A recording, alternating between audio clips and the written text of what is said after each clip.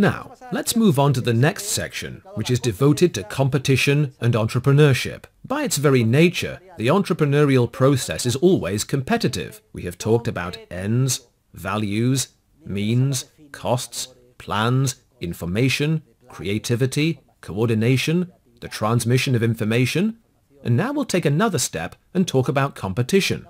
Another essential concept around which economic science revolves: competition. By its very nature, this entrepreneurial process we are describing, this spontaneous social process entrepreneurs drive, is always competitive. The word competition derives from the Latin competito, which means concurrence. In fact, the Latin word was concurrentium, the concurrence of multiple requests for the same thing, which must be assigned an owner. This is the meaning of competition.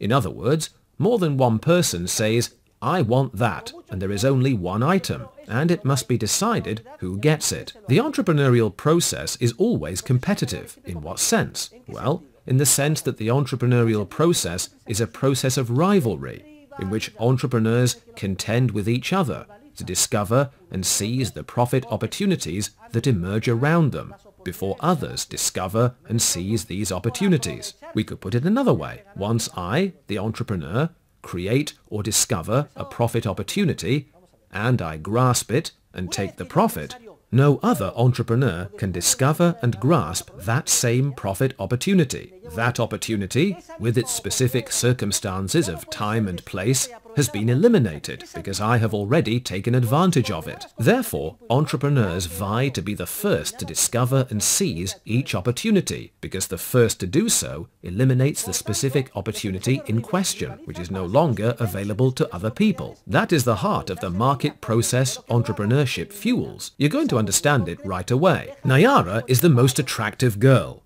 the loveliest girl in the class. Let's just say we're all crazy for her. We all want to win Nayara's affections, and so we each begin to act. The first guy who successfully wins her over and marries her makes Nayara unavailable to anybody else. So there is a process of competition or rivalry here. And Nayara couldn't be happier. She feels like a queen, and all of her suitors approach her. "I can offer you this." "Well, I can offer you that." And she listens offhandedly, if she feels like it. Once someone has discovered and seized a profit opportunity, it no longer exists for anybody else. Thus, the process is competitive.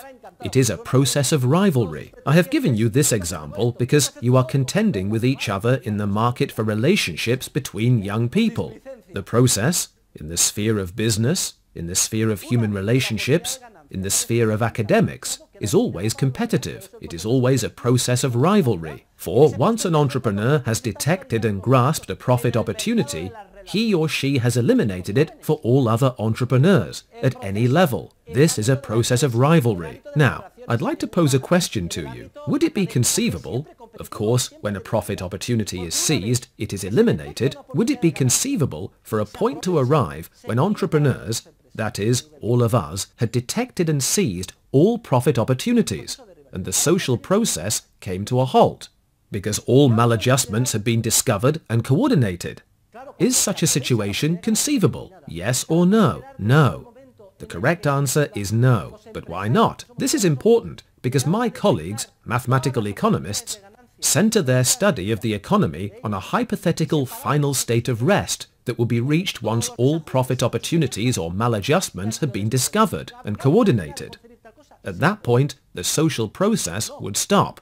It's a frozen world, a monotonous state of nirvana in equilibrium, in which there are no longer any entrepreneurs, because they are unnecessary, since all maladjustments have already been discovered and coordinated. Well, my colleagues use that model as an object of research in economics, because it is the only model that permits a mathematical approach.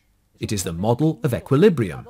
In contrast, we reject this model and focus on the spontaneous market process driven by real flesh and blood entrepreneurs, a process which is never exhausted and never stops. Why? Well, we know that once I discover a profit opportunity and take advantage of it, I block it and eliminate it for other people. That is why there is competition to see who will discover it first. But remember, what are the effects of the entrepreneurial act? Coordination and adjustment, the transmission of information. but also creativity. When I act entrepreneurially, I create and transmit in the market new information, which in turn causes subsequent maladjustments that remain latent to be discovered by entrepreneurs tomorrow, who will tend to discover and eliminate them through a process of rivalry, but who in turn will generate new information tomorrow that will cause more maladjustments the day after tomorrow, and so on, in the social Big Bang, the limitless and endless expansion of knowledge in the market process. Okay, so let's say I marry Nayara, and I block her for others. I make her unavailable to everybody else. Does this mean everybody else goes out and shoots himself? Well, maybe. Maybe one guy will come close to doing himself in, and another will be down in the dumps for 2 months. But what do people say to a guy who's been disappointed in love and is feeling depressed? Hey, listen, there are plenty of fish in the sea. In fact, there are 3,500,000,000 women in the world, and lots of them are very lovely and attractive. Come on, you need to get away for a while. Take a trip. You're sure to find a cross-eyed beauty up in Galicia or somewhere. Anyway, even if that doesn't work, there's nothing to worry about, because new girls are being born all the time. You may have to wait till you're 35 for the woman of your life to be 17, because she's being born now. The process never comes to a halt. New opportunities are arising constantly, so it's not the end of the world. My dear fellow men, when a lady jilts us and we feel depressed, let us remember there are still many latent opportunities. It's true that in the process of rivalry, for the affections of that specific girl, we have failed. But there are many more girls out there. And besides, every cloud has a silver lining.